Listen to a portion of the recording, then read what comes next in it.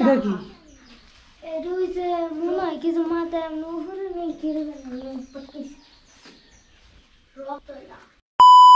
প্রিয় দর্শক, কি অবস্থা? আমি ফুল ভাই বাফের হোটেল খাই। আপনারা ভাবতেছেন হঠাৎ এতদিন পরে কইতে এলাম। আসলে পরীক্ষার পরে ঈদের বন্ধ, এত কিছু এক লগে পড়ানোর কারণে এতদিন আর কোনো সময় পাই নাই। অনেকদিন পরে যেহেতু বন্ধটা পাইছি, এর লেগা খালি গুরুনের উপরেই আসিলাম। আমি এবার যত যাই হোক চিলের ক্ষেত্রে এক বিন্দুও ছাড় দেই না। চিন্তা করছি বন্ধ যেহেতু পাইছি, আগে ঘুরমু পরে লগিয়া বাহিকাম। তো আপনারা এতক্ষণে কাটাল কোটাল দেখা মনে হয় বুঝেই গেছেন যে আমি গ্রামও আছি। কথা সত্য, ঈদ করতে গেছিলাম ফরিদপুর, আর এটা হইলো আমার দাদাবাড়ি। দাদাবাই তামু আর ইন্টারেস্টিং করতাম না, এটা তো হইতই না। এর উপরে গ্রাম আমার অনেক ভাল লাগে। আমি এনক আইলে সারাক্ষণ আশেপাশে টই করে ঘুরতে থাকি। চিন্তা করলাম টইও করমু, লগে ভিডিও করমু, তাইলে একটা ইন্টারেস্টিং হয়ে যাব। তখন আমি ডেভিডের লগে সিঁড়িত বয়ে রয়েছি গোসল করতে যাওয়ানোর লেগা। ডেভিডে কইলো নদীত গোসল করবি নি, হুন্নে মনটা মনে করেন যে আনচান শুরু করে দিল। যদিও আমি ডরাই, কিন্তু নদীত গোসল করতে আমার অনেক ভাল লাগে। এনইলে আমি প্রায় সময় নদীত গোসল করে থাই। এর লেগা লঙ্গি গামছা কান ধুলে লগে লগে আয় পড়লাম। ডেভিডে কইলো কাকা কতক্ষণ অপেক্ষা কর, আর পোলাফেন লুয়ে লই। এরপরে দুইটা ভাতিজা লগে লইয়া গেলাম গা নদীত গোসল করতে। আমরা আবার যখন গোসল করতে যাই তখন তেমন ঢেউ মেউ থাকে না, কারণ কোন সময় আমি ঢেউ থাকা অবস্থায় নদীতে নামি নাই। এর প্রথম কারণ হইলো গিয়া নদীর পানি আমি এমনি ডরাই, আর দ্বিতীয় সবচেয়ে বড় কারণ হইলো গিয়া এটা হইলো আরিয়াল খা নদী। আর এই নদী অনেক খরস্রোতা,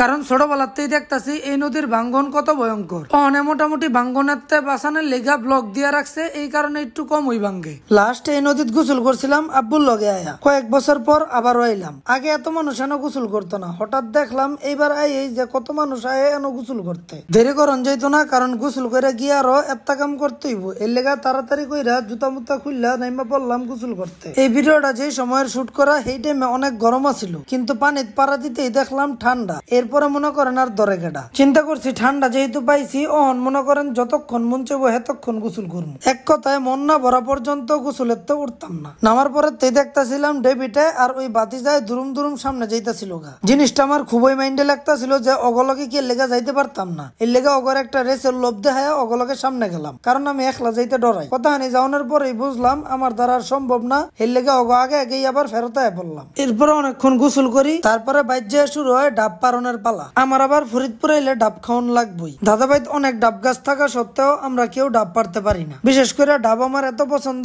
আমি যদি পারতে পারতাম তাহলে মনে করেন ডাবের লগে গাছ সুদ্ধা খাইয়া লইতাম। আমরা গাছ না উঠতে পারনের কারণে দাদি প্রতিবার ওই যারা পারে হেগরে লয়ে এই ডাব পারতে। যে বাইরেটা পারাইছে সেই ভাই কইলো আমি যে কোনো এক গাছেরটি পারমু, এবার কোনটারটা পারতাম। পরে দেখলাম এটাত অনেকগুলি ডাব, এর লেগা এটারটাই পারাইলাম। আমার আবার ডাব নিজে কাটটা খাইতে অনেক ভাল লাগে। ছোটবেলা যদিও কাটতে দিত না, কিন্তু এবার পাখনামি কইরা নিজেই লয়ে লই, কারণ নিজে কাটটা খাওয়ানোর ভিত্তি একটা অন্যরকম মজা। প্রথমে কাটটা নিজে একটা খায়া এরপরে শুরু করলাম মানব সেবা। এই মানব সেবা যে এত দূর যাইব এটা আমি বুঝি নাই। একজনের পর একজন আইতে আইতে হেগরে কাটটা দিতে দিতে মনে করেন যে সারা বাড়ির ডাব আমার ওই গার্ডন লাগছে। পোলাফাইন দিয়েছিলাম ক্যামেরা ধরতে, ক্যামেরা ধরানোর মতন হেন বালা কেউ ছিল না। পোলাফাইনে আমার একদম মনে করেন যে ফুটেজের 12টা বাজায় দিছে। এই যে হেন একটা জিনিস আমগো বাইত অনেক আগের তেই এই জিনিসটা আছে। জিনিসটা অবশ্যই কাঁড়াল বিছি না, জিনিসটা হইলো গিয়া কুয়া। এই কুয়াটা ছোটবেলাতে আমি দেখাইতেছি। আগে এই কুয়ার পানি তুললে গোসল করতাম, যদিও পানি তোলাটা আমি তেমন একটা পাই নাই, কারণ লগেই একটা চাপ কলা ছিল, ওই চাপ কলেতেই পানি তুললে গোসল করতাম। আমগো বাইত এই জিনিসটারে ইন্দারা কইতো। ছোটবেলা এই ইন্দারাত অনেক সেপ ফেলাইয়া আওয়াজ শুনতাম। দেখবো এটার ভিতর সেপ দিলে নাও যায়। দেখো আগে আমরা এটার থেকে পানি উঠে তারপর গোসল করতাম। তখন তোমরা জন্ম হইল, তোমরা কত বাচ্চা গোসল করছিলি না? তখন আমি আন্ডা বাচ্চা লয়ে যাইতাছি আমনা ঘরে মঠ খোলা দেখাইতে। আসলে আমি লয়ে যাইতাছি এই কথাটা পুরাপুরি ঠিক না, কারণ ওরাই আমার লয়ে যাইতাছে। ওরাই আমার এই মন পাগল বানাই লাইতাছে যে হেন গিয়া বলে ভিডিও করণই লাগবো। কি করলা তুমি? কি করলা? হ্যাঁ কি কইছ? আবার কও।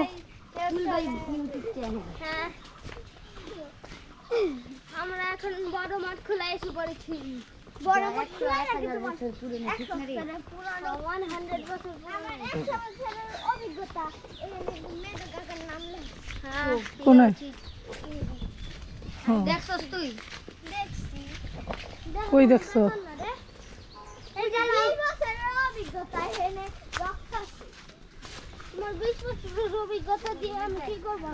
কোন সময় দেখি আবার কোন সময় দেখি তুমি তো সালাম আলাম কিছু দিলা না। আমার চাস্তো ভাই বোনেরা বুঝতাছেই না আমি ভিডিও করতে আইলাম কি লেগে কথাবার্তা কইতাছি না। আমার একটু পরে পরে ওরা হিগাইতাছে যে ক্যামেরাটা অন করেই নাকি হ্যালো গাইস কইতে হইব। ওগো কথা হইলো এটা কইতে হইব, এটা না কইলে ব্লগ হইতো না। তো এটারে আমরা ছোটবেলাতে মট খোলা নামেই চিন্নাইছি। এটা লইয়া একটা কাহিনী আছে যেটা মনে করেন এক ভিডিওত কয়ে শেষ করন যাইতো না, আর আমি সব জানিও না। ছোটবেলাতেই দাদির তে কয়দিন পরে পরে এটার কাহিনী জিগাইতাম আর একটু করে শুনতাম। এইবার দাদিরে জিগাইছিলাম যে এটা কত বছরের পুরান না, কইলো 200 বছর তো হইবই, কারণ হ্যাঁ নাকি ছোট থাকতেও এটা এমনই দেখছে।